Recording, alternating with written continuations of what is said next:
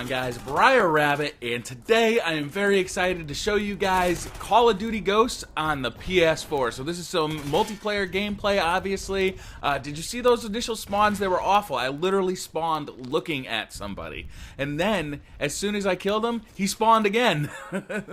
That's not a good spawn right there. I feel kind of bad for that guy. Anyhow, as you can see, this is the PlayStation 4 version of Call of Duty Ghosts multiplayer. I like it. It looks a lot sharper than the Xbox 360 version, which I am kind of used to looking at this point. But it's not like a huge difference. It's not mind-blowingly different. It's basically the same game with kind of sharper graphics, sharper textures, but essentially it plays just about the same. Some people have been talking about frame rate drops before the PlayStation 4 launched, or before Call of Duty Ghosts launched for the PlayStation 4. I haven't noticed any frame rate issues yet. I really have a limited amount of time played in this game so far, so I really like it so far. I like the controller. The DualShock 4 controller is very nice. I'm still getting used to aiming. It's going to take a little while just to get used to the sticks and the proper amount of movement.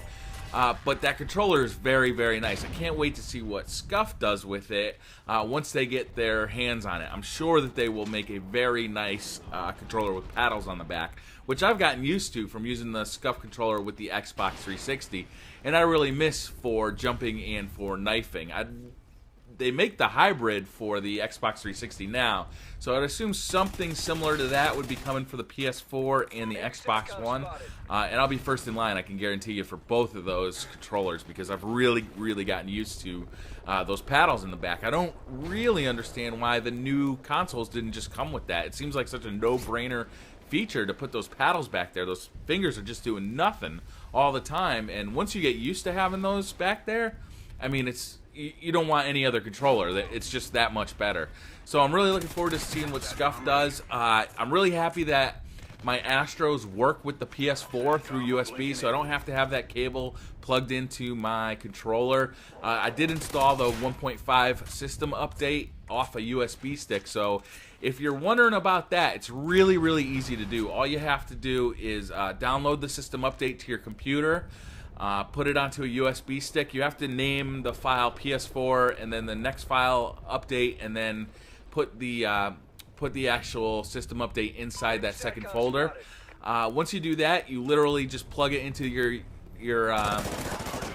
PS4. Sorry, I'm a little bit tired from staying up late last night to get the PS4. Once you do that, though, you plug it into your PS4, you hold down the power button for, I think, 7 seconds. The PS4 then starts up in like a safe mode kind of boot system, and pretty much the rest takes care of itself. There's a couple of button prompts that you have to look at, but basically it takes care of itself. It's very easy, and it's much faster than trying to download a 1 gigabyte file. I have noticed that the download speeds on the PlayStation Network for the PS4 seem to be a lot quicker than for the PS3, and that makes me very happy. I downloaded a couple of games this morning, kind of while I was taking a shower and getting ready for work, and they went really quick. I mean, they were done basically before I took a shower. Also, I had to update Call of Duty Ghosts this morning for the newest patches, and that went really quick. That was a 1 gig file that went very quickly too. I did have trouble signing on to the PSN network last night. I'm sure that they had a lot of traffic on there for everybody trying to kind of move their PSN gamer titles. I don't know what they're called on the PSN. They're gamer tags for PSN over to the PlayStation 4. But I forgive that. It sucks that they had an issue, but it was solved by this morning, and I was able to log right on this morning and start playing. I was able to get on Call of Duty Ghosts. To be honest with you, by the time I finished my unboxing video and actually plugged the thing in last night, it was almost 2 o'clock in the morning anyway. So I was pretty much ready for bed and ready to start the morning fresh the next day. But yeah, so I got on this morning, played a little Call of Duty Ghosts. Really, I played about 3 games. This is one of those games, free for all. And as you can see, I mean, it looks great. It's not a huge difference, though, like I said before, from the Xbox 360. You can tell the difference. I don't know if you'll be able to tell the difference on YouTube because of all the processing that has to happen to a video to get it onto YouTube. But playing the game, you can definitely tell the difference. It definitely looks sharper, but it's not something that is worth the $400 of a new console plus the $60 of a new game all by itself. I mean, there has to be other reasons for you to buy that console, because just a sharper version of the exact same game, not worth $400 to me. Overall, though, the system is great. The PS4 seems to really be responsive. It's much quicker to navigate menus than the PlayStation 3. The PlayStation Store is much improved.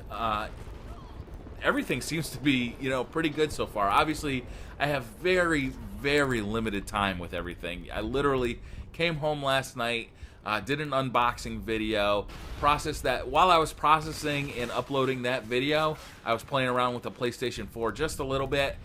Couldn't sign on to the PlayStation Network, so I couldn't actually play any games because you can't save your progress or anything. So I really just kind of set it up, got it ready for the morning, and went to bed. And this morning I was able to play just a little bit, just long enough basically to get this gameplay. I'm looking forward to playing some of the other launch games. Resogun sounds great. I'll be posting videos of all the other games that I got on this channel. I'll probably do it like during a game tech so that it's not what I'm talking about so much as just the gameplay behind what I'm talking about. That way anybody who is interested in seeing the gameplay can see that, but doesn't necessarily have to. I don't have to talk about it too much because I don't know much about Killzone. I want to play it, and I'll play the multiplayer, and I'll post some of the footage. I don't know. What do you guys think about that? Should I talk about the gameplay during the gameplay video, or should I just post it kind of underneath a game tech video where I'm talking about something completely unrelated? I haven't made up my mind on that. I might change my mind still. But yeah, I'll be posting Killzone gameplay, Assassin's Creed, Black Flag gameplay. What else did I get? Oh, I got Battlefield 4. I'll definitely be posting gameplay of that. I haven't actually played Battlefield 4 yet. This will be my first experience in that. So it may take me a little while to get decent at it, but I'll be posting videos anyway, just so you guys can see what it looks like on the PlayStation 4. Resogun, obviously, I'll be posting gameplay of that. Need for Speed not Most Wanted. I think it's called, I forgot what it's called. It's the new Need for Speed game. I hear it's pretty good, so I'm looking forward to trying it out. That's going to be a digital download for me. I kind of wanted to do one game digital download, and I figured, hey, I might as well make it that game. Call of Duty Ghosts is running very fluidly, though. I'm really happy about that. I mean, I can tell by just looking at this video how much sharper it is. The gun, the hand holding the gun.